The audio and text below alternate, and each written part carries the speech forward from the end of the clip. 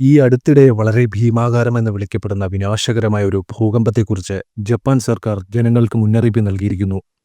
സർക്കാർ പ്രവചിച്ച പോലെ ഒരു ഭൂകമ്പം ഉണ്ടാകുകയാണെങ്കിൽ വലിയ രീതിയിലുള്ള പ്രത്യാഘാതങ്ങളായിരിക്കും ജപ്പാൻ ജനത നേരിടേണ്ടി വരിക.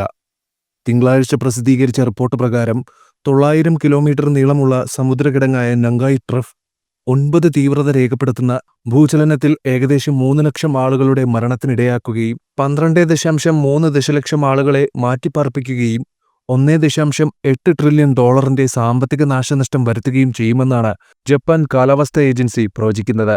ഈ സാഹചര്യത്തിൽ ഇത്തരത്തിലൊരു പ്രവചനം ആശങ്കാജനകമാണ്. നങ്കായി ട്രഫ് കുപ്രസിദ്ധമായൊരു ഫോൾട്ട് ലൈനാണ്. ഇത്രയധികം തീവ്രതയിലുള്ള ഭൂകമ്പം വലിയ രീതിയിലുള്ള നാശത്തിന് കാരണമാകുമെന്ന് ജപ്പാൻ കാലാവസ്ഥാ ഏജൻസി റിപ്പോർട്ട് ചെയ്യുന്നു.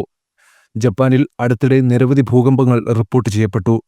ജപ്പാൻ കാലാവസ്ഥാ ഏജൻസി ഇഷിക്കാവ, നിഗറ്റ, തോയാമ എന്നീ തീരദേശ പ്രവിശ്യകൾക്ക് സുനാമി മുന്നറിയിപ്പ് നൽകിയിട്ടുണ്ട്. 1 മീറ്റർ വരെ ഉയരത്തിൽ സുനാമി തിരമാലകൾ ഉണ്ടാകുമെന്നാണ് മുന്നറിയിപ്പ്.